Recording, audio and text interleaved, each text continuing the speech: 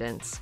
Information about open meetings, dates, times, and locations is online at uhsystem.edu. Couple of wrecks cleared on the main lanes, West Loop northbound Evergreen in the Bel Air area. That's gone. The one that was there almost an hour on the North Freeway, it was headed north, trying to get into the Woodlands, just past the Hardy and a couple of right lanes. That's gone as well. Highs in the 50s today. More showers popping up on the radar right now, moving from west to east. Not real heavy right now, but just enough to make it cold and wet. Mid-40s for the low tonight. Chance of rain for Friday as well. We're sitting 52 right now. Winds at about 10 to 15 miles an hour. Listen anywhere. We're streaming live online. It's KUHF Houston News 88.7. A service of the University of Houston. Houston Matters starts right now. Stick around 9 o'clock.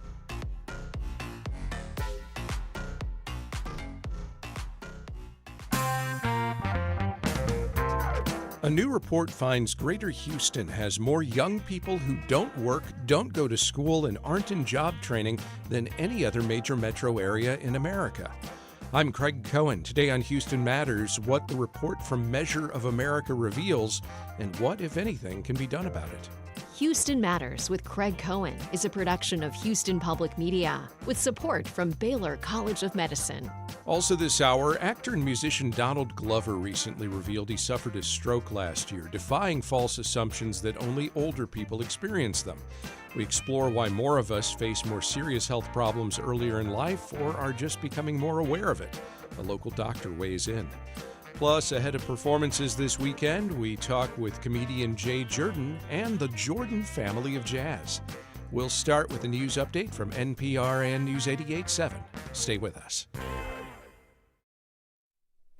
Live from NPR News, I'm Janine Herbst. A man believed to be responsible for placing pipe bombs near the U.S. Capitol complex nearly 5 years ago is now in federal custody. A law enforcement source tells NPR's Carrie Johnson there's been a breakthrough in the long-standing mystery. The FBI has spent years searching for the person who put bombs near the Democratic and Republican committee headquarters hours before the assault on the Capitol on January 6, 2021. Now a federal law enforcement source says authorities think they have identified the culprit. A news conference is planned in Washington to share more information about the case. FBI agents conducted 1,000 interviews and reviewed nearly 40,000 video files, but the alleged bomber remained elusive for years despite a $500,000 reward. New leaders at the FBI and the Justice Department intensified their focus on the case this year. Carrie Johnson, NPR News. As Gaza marks nearly 8 weeks of a fragile ceasefire, Israeli airstrikes continue.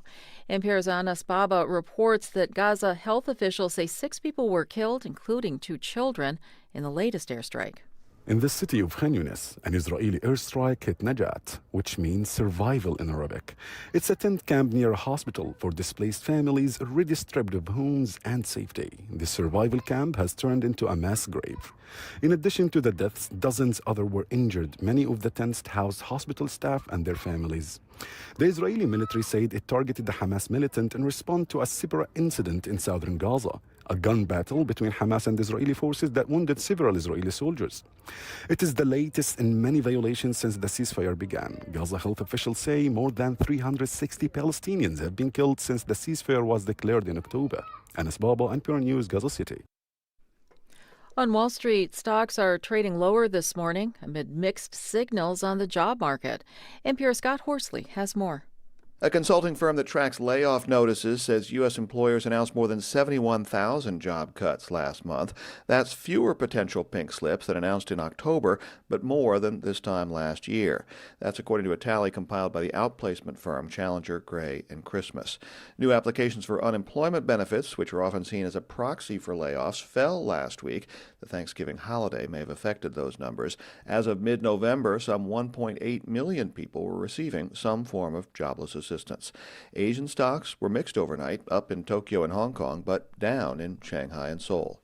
Scott Horsley, NPR News, Washington. And on Wall Street, the Dow is down 63 points, the Nasdaq down 47. The S&P 500 is down 5 points. For the Dow, that's down 0.1%. Nasdaq is down about 0.2%. You're listening to NPR News from Washington. Support for NPR comes from NPR stations. Other contributors include 20th Century Studios with Ella McKay, a new comedy from James L. Brooks, starring Emma Mackey, Jamie Lee Curtis with Albert Brooks and Woody Harrelson. Ella McKay, in theaters December 12th. Live from News 88.7 in Houston, I'm Matt Harab. Some of the hundreds of laws passed by the state legislature this year go into effect beginning today. Among them is the bathroom bill, requiring people in government buildings or schools in Texas to use the bathroom coinciding with their gender listed at birth. Another controversial bill allows any private citizens to take legal action against anyone who manufactures, prescribes, or mails abortion medication into Texas. The state is also replacing the STAR test with 3 shorter tests throughout the school year. Lawmakers will also now face penalties for breaking quorum, as was done earlier this year to prevent a vote on redistricting. The Galveston County Health District reported confirmed cases of avian influenza in local birds. Our Juliana Washburn reports. Earlier this week, the Galveston County Health District reported a total of 27 bird deaths. Of the 27, at least 4 birds have come back with confirmed positive tests for bird flu.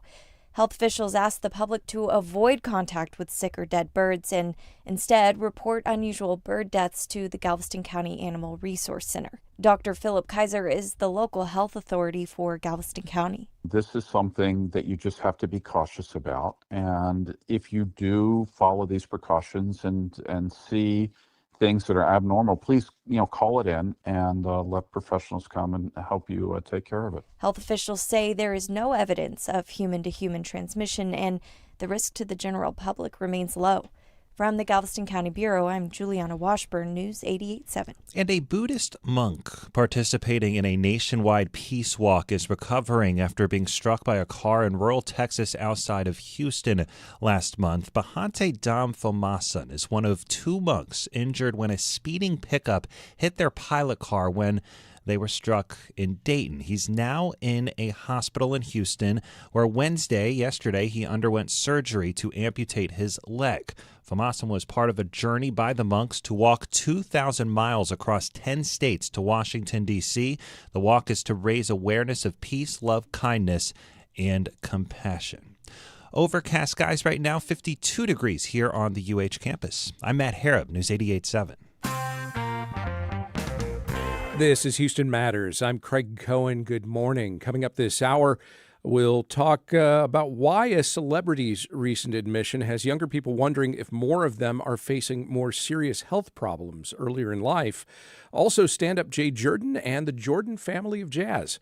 First, though, to a new report which finds Greater Houston has more young people who don't work, don't go to school, and aren't in job training than any other major metro area in America. The report comes from Measure of America. It's a nonpartisan, nonprofit social science research council initiative. It examines what's called the youth disconnection rate, and it finds more than 13% of Houstonians between the ages of 16 and 24 are not working, attending school, or training for a career. Again, that's a higher rate than any other large U.S. city. So why does Greater Houston lead this unfortunate ranking, and what, if anything, can be done about it? Alex Powers is Associate Director of Measure of America. Adriana Wilson is Managing Director of the Greater Houston Opportunity Youth Collaborative. They are both with us now. Alex, Adriana, good morning. Morning. Thanks for having us, Craig. Alex, why does Greater Houston have the highest rate of young people not working, training, or going to school? It's a great question, and we get at this in the report, but there's 2 things that stood out to us in Greater Houston. One is that young women in the Greater Houston area are more likely to be not in school, not working than young men, which is different from the rest of the country, most other large metro areas. And, we can circle back to that later, but that's one thing that is unusual. Another thing that stood out to us was that both Greater Houston and San Antonio have unusually low educational attainment rates. So young people that have an associate degree are higher. That's less common in Houston and less common in San Antonio than it is throughout the U.S. as a whole and other large metro areas. And, despite the huge population growth in both Dallas-Fort Worth and the Houston metro area, the educational attainment rate in Houston hasn't kept pace with improvement that you see in Dallas and the U.S. as a whole. I guess then my follow-up question is still why, but it just applies to both of those major observations. Any ideas?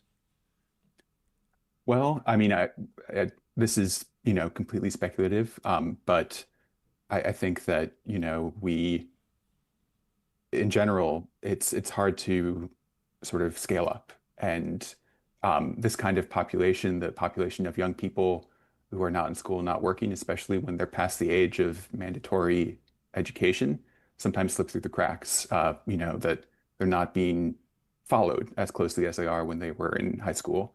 And this phenomenon occurs across the country where numbers shoot up and they come as a surprise to state and local leaders. This happened in Phoenix in 2012. And I think that's just kind of the nature of the problem, that these people, in some cases, can be invisible or overlooked. Any other geographic or demographic details stand out to you as you drilled down into these numbers? Well, going back to the bit about young women being more disconnected than young men in Houston, you just zooming out for a sec, you hear a lot about the crisis facing young men, and I don't want to minimize that. That's definitely occurring, but when you look at across all ages, women are far more likely to be living in poverty than men. Once you get past age 20, there's not the same sort of pipelines that exist for young women that exist for young men. If you look at well-paying middle skill jobs, these are jobs that require a high school diploma, but not a 4-year degree. They might require apprenticeships or on-the-job training or an associate degree. Those well-paying jobs, 3 out of 4 of them are held by young men in the Houston area, which is unusual. That's a huge skew.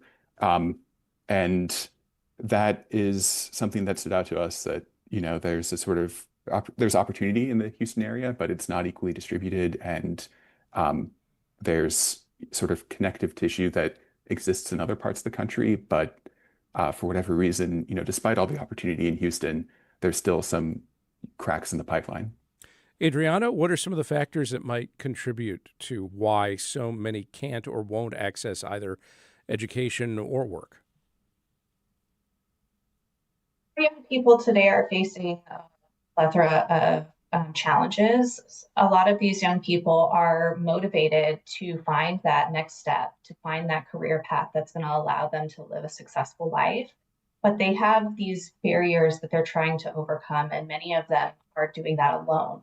Oftentimes, they are taking care of siblings, or they've had health issues. They may have come, there's a lot of challenges around transportation, childcare, that limit them from accessing the opportunities that are available. Also, many of them aren't ready exactly at the moment of graduation, and then maybe 6 months, a year later, they're ready to take that next step. But because they're disconnected from those resources, they don't know what's available, they don't know how to get to it. They have that hard time of making that first next step of connecting to the right training program or the right community resource that can provide the benefits and the supports that they need to be successful in those next steps.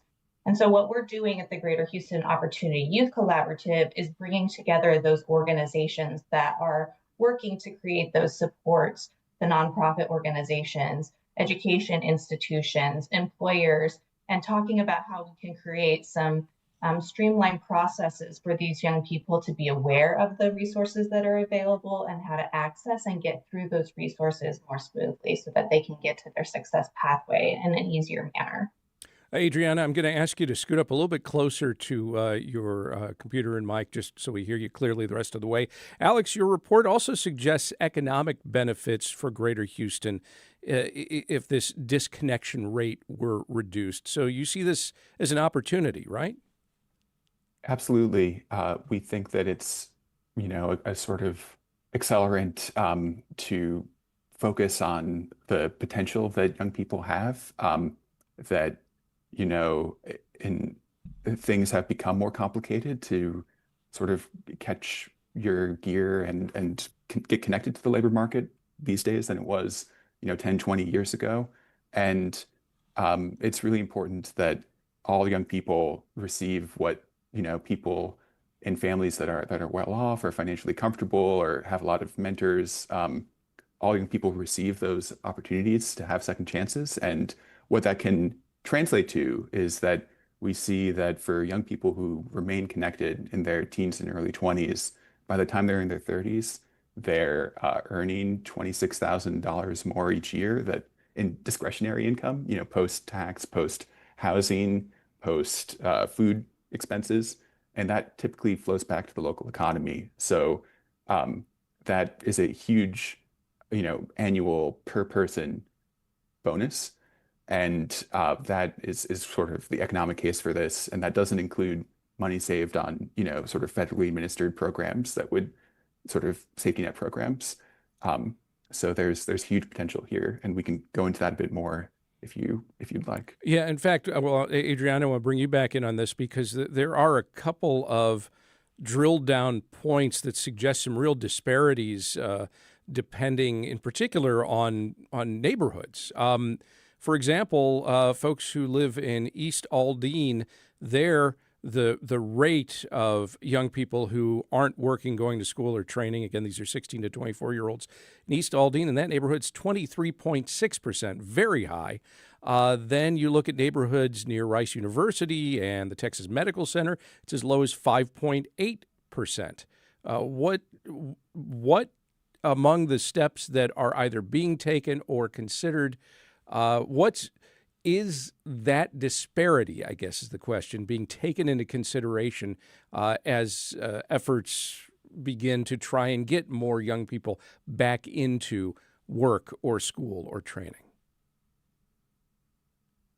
One of the challenges with trying to work with opportunity youth, as we call this population, is that they are disconnected from resources. And so one of the things that we've done is partner with organizations who have access to list of these students. So, for example, by working with an ISD and looking at recent graduates, we can do targeted engagement to those areas that have high populations of opportunity youth and work to make them aware of the resources and reconnect them, do a little bit of triage, help them understand the resources that are available and make those connections.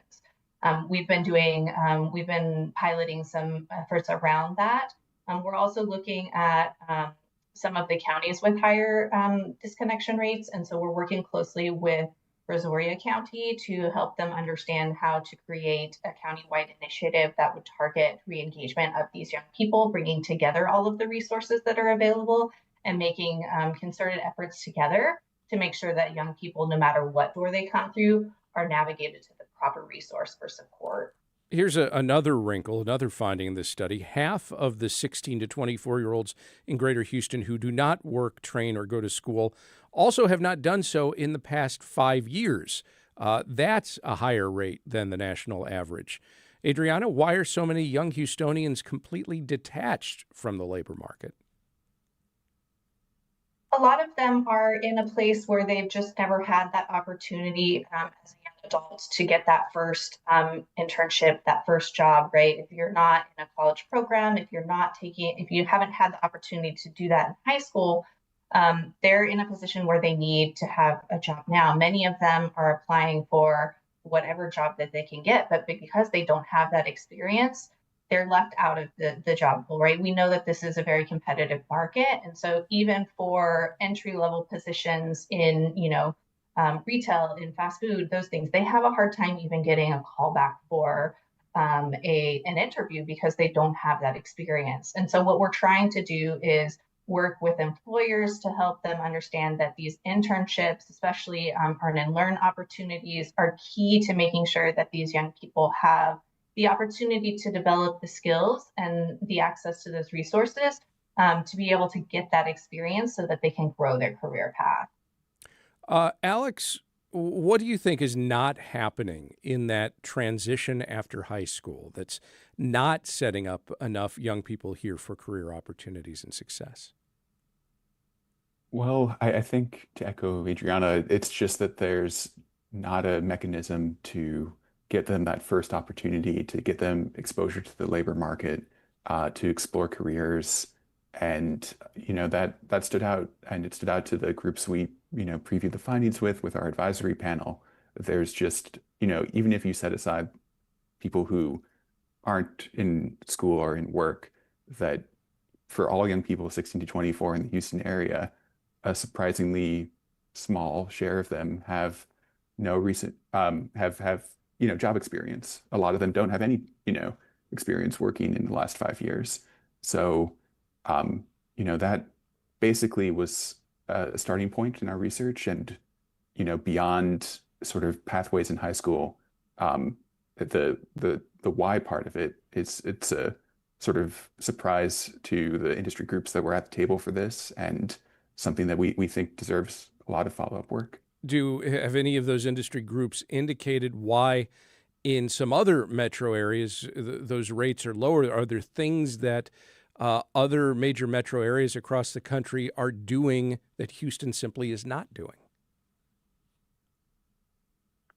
Yeah, that's a great question. I think that, what we've seen happen in places like Phoenix that have taken a sort of industry and, whole government approach to addressing this head on. One thing that they've done in Phoenix that we thought was really powerful is they created high schools for non-traditional students, for people re-entering. And that comes with close industry coordination, with work-based learning opportunities. And it also, I think, was spearheaded by Howard Schultz and the 100,000 Opportunities Initiative from Starbucks, that he took a personal interest in this phenomenon in Phoenix and convened employers to bring job fairs to reach these young people. That, at least in the Phoenix case, was something that seemed quite powerful, to have both industry and government and education, all pulling together to, reach this population. Alex Powers is the Associate Director of Measure of America. Adriana Wilson is the Managing Director of the Greater Houston Opportunity Youth Collaborative. Thank you both very much. Thank you, Craig. Thank you, Craig. Up next, young people and health. Actor and musician Donald Glover recently revealed he suffered a stroke last year, defying false assumptions that only much older people experience them. Why more of us may face more serious health problems earlier in life than we might have thought. As Houston Matters continues. Hi, I'm Lenny Ambrose from St. Arnold Brewing Company, proud supporters of Houston Public Media. Right now, with your $60 donation, you can choose tickets to News and Brews. This member-exclusive event takes place February 17th. Enjoy a pint, connect with fellow NPR fans, and meet the Houston Public Media Newsroom in person. Select News and Brews tickets when you donate at houstonpublicmedia.org/donate. Check it out today at 3. Support for Houston Public Media comes from the Museum of Fine Arts Houston, presenting Bayou Ben's Christmas Village. Santa and his reindeer have brought dazzling lights and a winter wonderland for families to enjoy. Tickets at mfah.org/Christmas Village. And from Baylor College of Medicine, with 125 years of innovation behind it, Baylor has driven progress in health and medicine through research, education, and care that push the frontiers of modern science. This is Houston Matters. I'm Craig Cohen. Actor and musician Donald Glover, who also performs under the moniker Childish Gambino, recently revealed he suffered a stroke last year. That led to a pair of surgeries and a hospital stay right here in Houston. His experience revealed a few key things. First, younger adults can face serious health conditions many in every generation tend to wrongly assume are the purview only of the very old. Second, Glover is not as young as some of you think. He's 42, so no longer quite so childish a Gambino.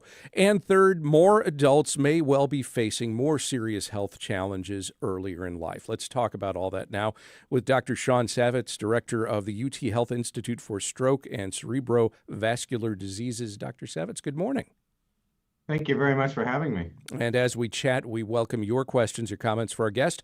You can call or text us at 713-440-8870. You can email us at talk@houstonmatters.org. You can also post a question on our video feed. That's at houstonpublicmedia.org or on Houston Public Media's YouTube channel. First of all, Doctor, are we seeing more serious health problems more often earlier in life than we used to?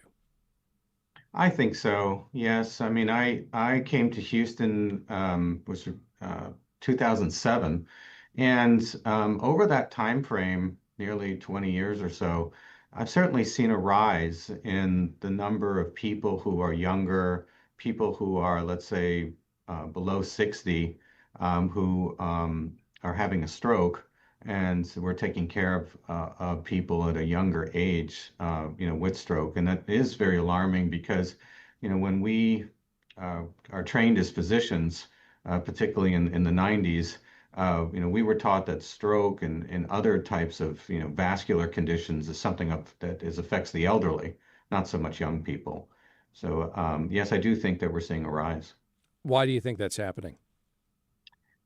It's a great question overall, and I think there's probably many different reasons. There's been a rise in high blood pressure, a rise in diabetes, more people with high cholesterol. I think perhaps also our diets and our access and what we eat are important factors in all of these particular areas, to think about. But I think a lot of it has to do with the fact that we're seeing more people with high blood pressure and diabetes and these vascular risk factors.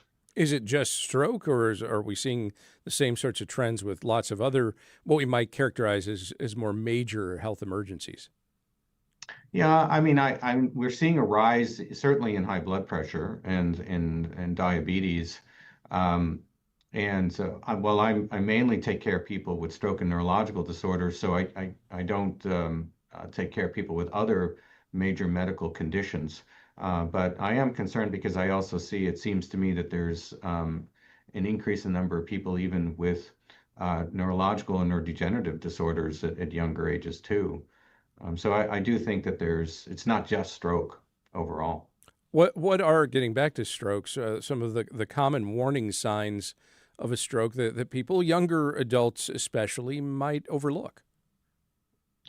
Well, it's been a really important public health campaign that has got launched back in the 90s and has been occurring over 25 years to educate the public because there are things that can be done for people to give them time-sensitive treatment. So we have had acronyms developed in the United States to think about the signs of a stroke. So there's an acronym that's popularized and promoted by the American Heart Association and other organizations called Be Fast. And so, each letter stands for a different potential sign of a stroke, where the B is for if you've suddenly lost balance, the E is for your eyes, to think about if you've suddenly lost vision. The F is if your face suddenly, droops or you're having an asymmetry of your face. The A is, for your arm, if your arm, suddenly isn't working or it's dropped down and you can't move it. And then S is for speech. So many people have difficulty speaking or they don't understand what other people are saying. And then the T is for time, meaning that, time is of the essence. We say time is brain, that, every minute that's elapsing after the onset of a stroke, the brain is losing more and more neurons and brain cells, estimated at 2 million neurons per minute in a stroke. And so that 911 needs to be activated immediately to go to the hospital. In Donald Glover's case, during a medical evaluation, doctors discovered he had a hole in his heart. First of all, what does that mean? Okay. So a hole in the heart typically refers to something we call a patent foramen ovale. It's a very small hole that up to 25% of the population has. Typically this is a flap-like opening between the two upper chambers of the heart. And that usually closes after birth, but stays open in some people. And how often are such heart conditions, are they contributing factors to the potential for a stroke? They can be, it's estimated maybe that about 5 to 10% of all strokes are due to this condition. But it's not in everybody. So if up to 1 in 4 people may have a hole in the heart, I guess the big question is, so why do some have it and some don't? And one of the issues and factors that we understand is that there usually is a predisposition to a blood clot in the veins of the body, like in the legs, and that clot can then migrate up through the veins, up to the heart, get through that hole, and then when it crosses over to the left side of the heart, then it can then go up to the brain. And so that there usually some kind of predisposing condition that allows for that clot to get through. You mentioned that we're seeing increased prevalence, as we all well know, in diabetes among young people, in high blood pressure. We're seeing it with high cholesterol, among other things. And we tend to think in terms of, well, that could be addressed through diet and exercise. And to a degree, perhaps it can. Through medication, certainly that can help a lot. But how much do other lifestyle factors play into all of this when we're talking about younger adults, however you want to define the age range? Are there other factors in terms of kind of the lives we're leading today that we're not giving enough attention to that could lead to the circumstances that could cause us to someday have a stroke or a heart attack or some other major event? Yeah, I think it's a really great question. We're seeing that the link between, for example, physical inactivity and diet. There's that link has been established more and more now with data in terms of the risks for having a stroke or for developing cognitive impairment and dementia over time. And so it is really, I think, much more of something that's within our power to change in ourselves, and that we can substantially change our risk factors overall to promote better brain health, is what we're calling that. And so that really does entail the idea of, like the American Heart Association saying, that you should try to engage in at least 150 minutes of aerobic activity in a week. And when you really break that down, that's just 30 minutes, per day over 5 days. That really can make a difference. That we really should be paying attention to what we eat, and that processed foods and ultra processed foods, there's more data that indicates that does predispose to higher risk for developing disease in our arteries. And when we start developing disease in our arteries, that's what's predisposing us to stroke overall. How about sleep and stress? Do they play a role in all of this? I really think so. It used to be harder to answer that question, when I was first asked these questions years ago about stress, but sleep certainly is now better understood, that the importance of sleep. A lot of what we're beginning to really understand about sleep is that it's important for the cleansing of our brain, particularly the area, of how we get rid of waste products out of the brain. There's a biological system called the glymphatic system, which we're getting to have some better understanding of. That's really kind of a newly discovered area within the brain. How does the brain, every organ has waste products that need to get removed and cleaned out. And so sleep is an important, time in our lives in which the brain is basically undergoing kind of that dishwasher that you turn on at night. It's the same thing that you're doing for the brain. So if you don't get enough sleep, then the brain unfortunately can accumulate more waste products, and that can predispose us to many different conditions, not just stroke, but also injuring, our brain. I mean, and that's the kind of thing that's not like it happens overnight, right? It's something that accumulates over time, a long-term, problem that we have when it comes to sleep deprivation.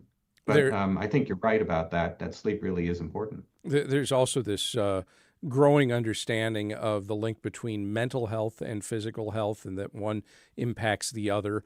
Are we further tying that into the increased prevalence risk factors for something like strokes, that good mental health has an impact on good physical health and possibly even could reduce those potential outcomes?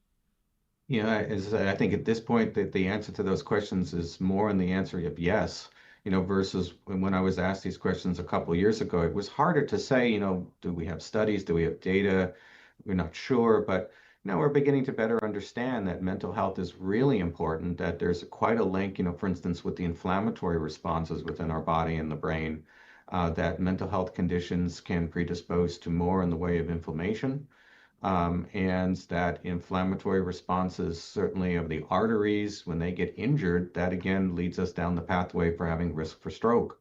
So I think that there is now more of a link between mental health and stress and predispositions for risk for stroke overall.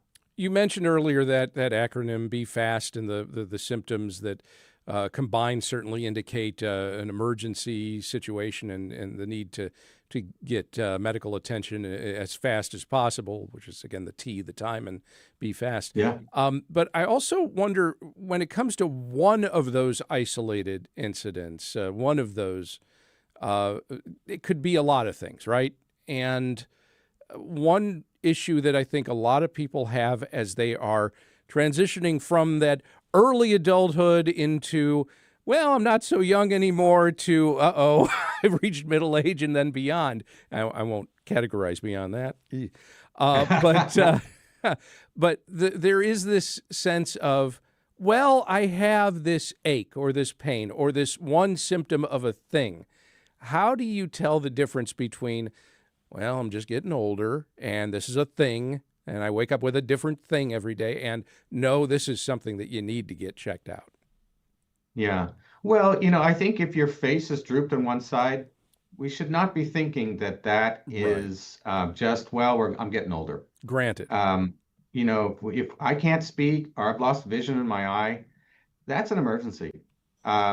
It's better to go and get checked out in an emergency room than to just think, well, maybe this will just go away, or maybe it's just based on age. It's better to find out that you're not having a stroke.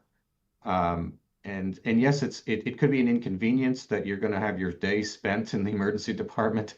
But this is your health, and a stroke irrevocably changes almost everybody's lives. So I'm always prefer that people, we see a lot of people that will come into an emergency department and they're worried that they had a stroke, and it turns out that they didn't. And some of them feel embarrassed by that, but we say, and we're so happy that you came, because that we can deliver the good news that you didn't have one. Because we see so much of the other situation, the opposite, where people had a stroke and they didn't come in time, for timely treatment. And so, but you make a great point about, how do you separate? And as I said, so we are always in favor of the idea of, sudden symptoms of this sort, are the type that a 911 call, it's better to go or have a loved one take you to an emergency department to be urgently evaluated overall, than to think that, well, this is just part of me getting older. Is it your impression that we do suss that sort of thing out more effectively as we get older, just through general life experience, and that you can kind of tell the difference between, a headache that's annoying and something that's like, something serious is going on, as an example? Yeah, I mean, I often have the cases of people who have a migraine disorder, and they're having a headache, So what we say is, well, if that's your typical headache, that's part of the migraine that you have. Okay, we understand that. Then that's most likely the case. Then it is part of your migraine. But if it's different, the headache type or the suddenness or the severity of it all is something very different than what you've experienced in the past, and that's something to take very seriously. Because sometimes it isn't the migraine.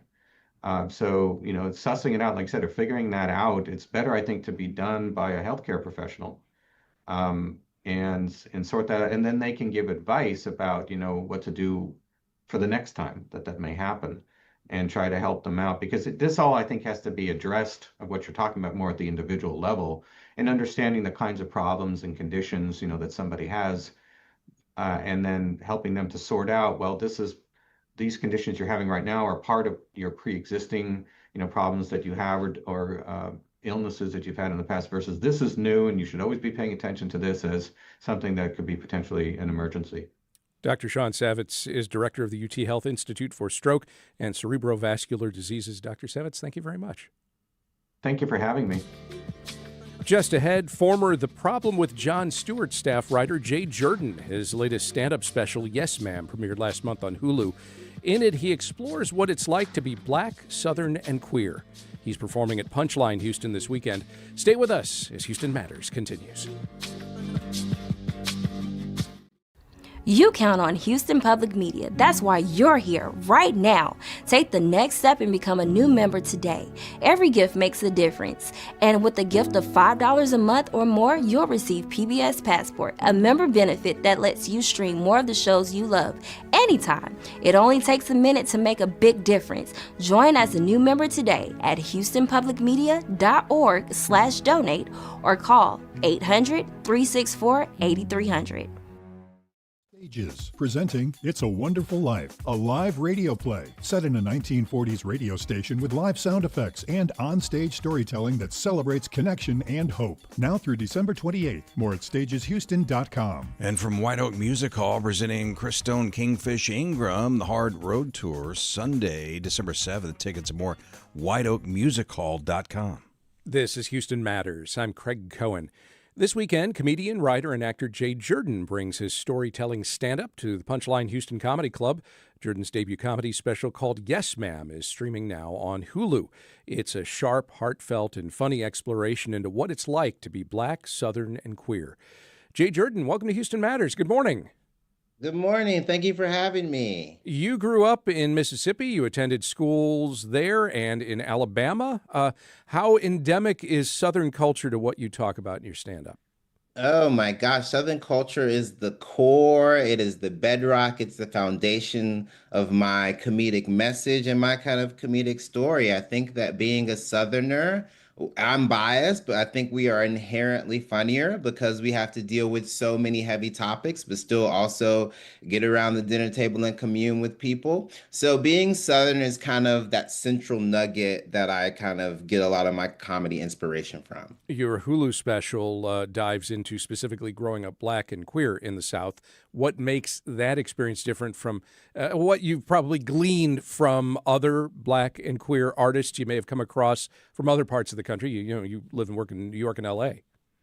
I think that Southern culture, Black culture, and queer culture are so inextricably linked to both Blackness being the way that people kind of like come up with popular culture in America. I think that queerness is also connected to trends, and before anyone else is doing it, gay people are doing it and Black people are doing it. And I think the Southern component of that is that it's a place where people don't necessarily think about queer culture because they have these ideas that the South is so restrictive and so kind of regressive and so conservative. They don't understand how anyone could be their authentic self down there. But I filmed this special in New Orleans. When I think of places like New Orleans, like Atlanta, like Houston, they are very queer, they are very Black, and they are very Southern. And I think that's a really cool mix of things. I think it's a really cool matrix, and there's tons of funny, both tension and kind of relief in those categories. You're on what you're calling your Nothing Special tour. Is that an effort to lower expectations? A little bit. So the Nothing Special tour is titled aptly because to me, it's nothing special. I'm just telling jokes, but also it's nothing from the special. So I wanted people to get their money's worth and not think that I was double dipping. So you can watch the special on Hulu. You get an hour of jokes told at a breakneck pace, and then you come see me live. You get a different hour of jokes that are even funnier, in my opinion, even more polished. I'm just very excited that I get to present both of these hours of comedy to people, one in person and one kind of at home on a streaming service. In addition to stand-up, you've written for the Apple TV Plus series The Problem with Jon Stewart, as well as Marvel's Voices X-Men series. How does writing for other voices and characters, how does that compare to writing stand-up for yourself? So it's really fun whenever you get to write for someone else because you get to tell jokes that maybe don't fit for you. and you get to present them through a mouthpiece like Jon Stewart or through some of those X-Men characters I got to write for. But then also you have the added benefit of if something doesn't work necessarily for Jon or for Storm and Iceman, the characters I wrote for, you get to take those jokes back and you can put them in your set. So there'd be days where I'd write a joke and I think it would work for Jon and maybe it wouldn't work, but then I could fold it into my set. So it's kind of a really cool opportunity to both stretch and have material of your own. Do you think your stand-up has changed at all, has evolved in any way as a result of working with someone like Jon, who, of course, also has stand-up roots before he got into doing The Daily Show and so many other things? Yeah, I think that there would not be a funny extended Marjorie Taylor Greene joke in my special if I had not worked with Jon Stewart. So there are some political areas that I feel a bit more comfortable touching on and trying to point out kind of incongruities and hypocritical nature of some of our political figures. And I picked up a lot of that stuff when I worked with Jon for those 2.5 years. What do you hope audiences will take away from your performance at the Punchline this weekend? I hope that they understand that live comedy is still alive and well. You can watch comedy on your couch at home, but going to see it live with other people is the way we want you to really invest in the art form. It's ethereal, it's theatrical. You should experience it with other people. So I want people to know comedy is alive and well. And also, if you support new and upcoming comedians, you help continue the legacy of comics. Because you never know. You never know who you see at the Punchline Houston in the next couple of years. You might not be able to see them at the Punchline Houston. You might have to see them at a different venue. And the Punchline is always bringing new people in. It's always having surprise people. I think Mo Amer was there earlier this year. There's always going to be a really cool comic coming to your local scene. So invest in live comedy and buy tickets and go see people in person. Jay Jurden is a writer and comedian. He brings his Nothing Special tour to the Punchline Houston Comedy Club this Friday and Saturday night, 2 shows each night at 7 and 9:15. Jay, thank you very much. Thank you for having me. And still to come, the Jurden family of jazz. Musicians from Louisiana performing this weekend at Houston's Eldorado Ballroom. Stay with us as Houston Matters continues. Joey. It's not just your car. It's the one that brought your kids home from school, took you cross-country, held memories, laughter, even a few breakdowns. When it's time to let go, give your car a new purpose. Donate it and turn memories into meaningful support for this station. Plus, you'll enjoy free and easy pickup, potential tax benefits, and a simple donation process.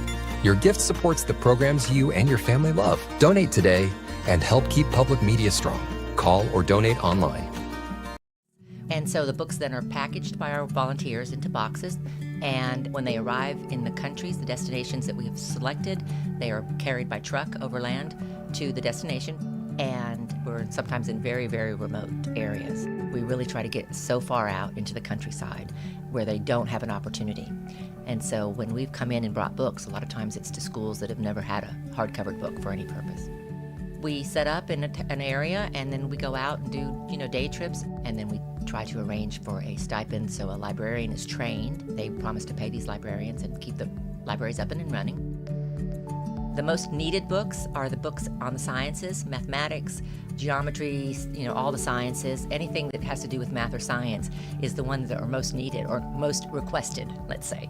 They're very in tune to the idea that the only way out of the situations that they're in, these small towns, that's all subsistence farming type of environments, is to be educated and to go on to university and to get a degree and then have options of either staying in their community as an elevated, educated person or even going abroad and using those skills. We right now have been concentrating on East Africa and then the English-speaking Latin or South America because that's what our books are. What we have discovered, though, in the last couple years is we get a lot of Spanish books being here in Houston. So we have just sent a container to Belize that's waiting to be set up, and it also had a pallet of Spanish-speaking books that I sent over to Guatemala. I mean, and I'm sure you can remember as a child when, you'd go to the library and get a book, or at school you were asked to read something that you wouldn't have maybe read yourself, and it opens your eyes to some things that you would never perhaps experience in your own life. They say that if you can read a book, you discover your own truths. If you don't read, then you're subject to only what people tell you. even if you never leave your little village in the north of Uganda, through books, you can experience the whole world.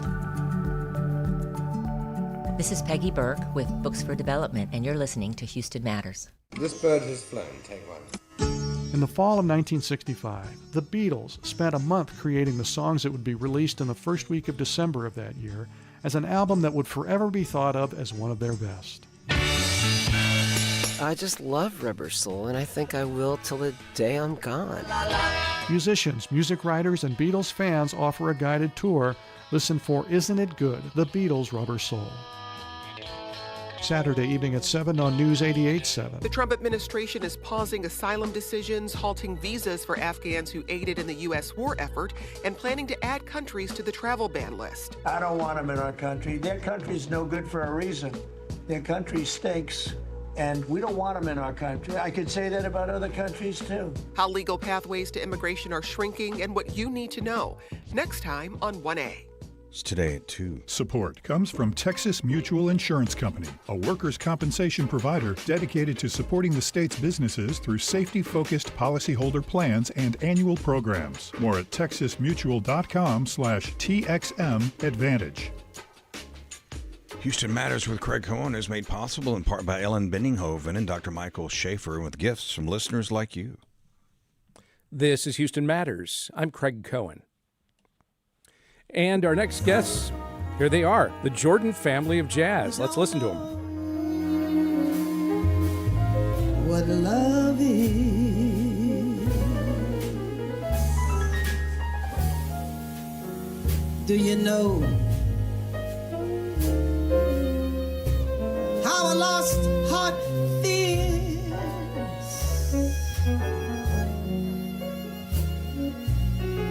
The thought of reminiscing.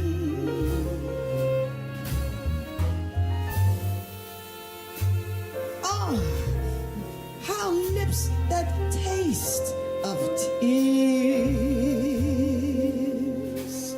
lose their taste for kissing. You don't know. Again, that's the Jurden family of jazz. They're a New Orleans musical family featuring violinist Rachel Jurden, vocalist Stephanie Jurden, and trumpeter Marlon Jurden. They're siblings, and they grew up surrounded by jazz, playing, improvising, and performing together under the guidance of their father, Edward Kidd Jurden, a noted saxophonist, composer, and educator. That family legacy, which blends swing, soul, and New Orleans rhythm, comes to Houston's Eldorado Ballroom this Saturday. As I said, their story begins with Edward Kidd Jurden, but now they do bring that family legacy to the Eldorado, and they're here to tell us a little bit more about that. Rachel, Stephanie, Marlon Jurden, good morning to you all. Good morning. How you doing? All right, and morning. yourself. Rachel, were you always, all of you, headed for a career in music? I know I was, and probably Marlon was. I wanted to play the violin since I was like maybe 5 years old, so I definitely wanted to do music. Marlon, how about you? Yeah, I always wanted to do music since I was about maybe 10 years old.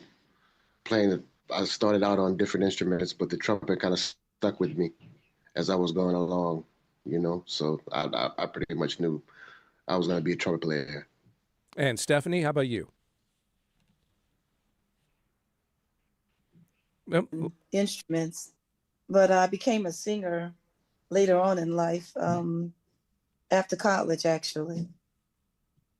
So I don't necessarily know that it was a plan. Yeah, I mentioned that your late father kind of got you all rolling a little bit. I'm curious how much of an influence he maybe continues to have in your connection to and shared understanding of and appreciation of music, jazz especially. Rachel, what do you think? Well, for me, I'm really a classical musician. I studied at Peabody Conservatory, and I actually played with River Oaks Chamber Orchestra. So I'm in Houston all the time. And I started playing just jazz with them kind of around when Katrina hit. We started touring as a family. We have Kent, my brother, who's a master musician, flute player. He studied with Hubert Laws, who's a native Houstonian. And we went out on the road, and I was terrified, because they were like, okay, you should be able to do this, but it's not my first language. It's like speaking another language, because I have been playing in orchestra, played Louisiana Philharmonic, and now River Oaks Chamber Orchestra, ROCO. So my dad would always be there encouraging me. He was like, oh yeah, it sounds good, use your ears, try to get what you can get. So it became a way of me being able to relate to my dad, and he was always very encouraging for me. Marlon, is there something different about performing with family as brother and sisters that's an energy or experience that you don't have with other performers? Well, yeah, because you got to be kind of sensitive to everybody who's on the stage, and I know certain things they like and certain things they don't like, and it's a big difference. You just have to have kind of subtle ways of attacking it. I think that playing with my siblings is definitely a great challenge, but it's rewarding. Let's listen to a little more of your music. Here is Marlon and Stephanie performing the song Favorite Things.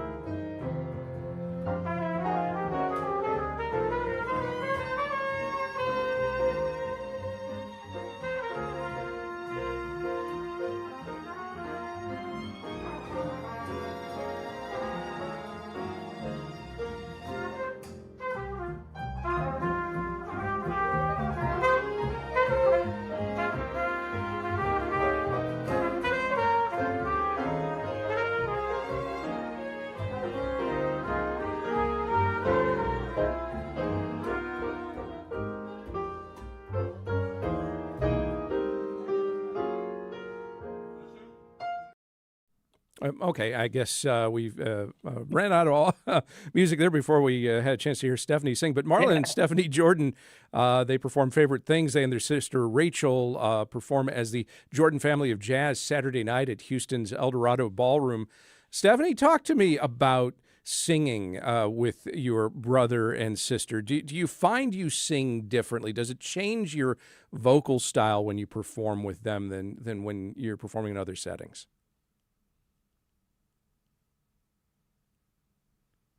All right, looks like maybe we lost the connection with Stephanie. Marlon, you've been leading bands and recording since you were a teenager. How would you say that work has evolved over the years? All right. Oh, Marlon, are you with us? Okay, looks like we've lost both of them. I'm going to wrap it up. But I thank Rachel. Yes, I can hear. Oh, there you are. I'll tell you what, we'll just wrap it here. I appreciate it. Rachel Jurden's a violinist, Marlon Jurden a trumpeter, Stephanie Jurden a vocalist. And while they are all coming at us from different locations this morning, they make up the Jurden Family of Jazz, and I promise they will all be together when they perform at the Eldorado Ballroom this Saturday night at 7. Marlon, Rachel, Stephanie, thank you all very much. Thank you. And that will do it for today's show. The Houston Matters team includes Michael Haggerty, Joshua Zinn, Brenda Valdivia, Mincho Jacob, and Laura Walker. Jared Carroll's our technical director.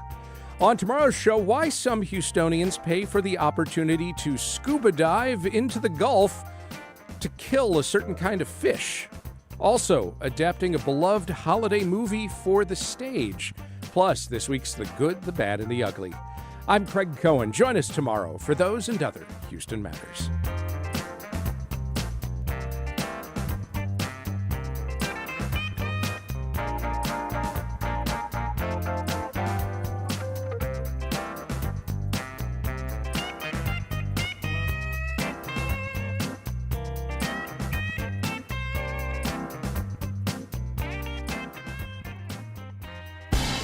It's the most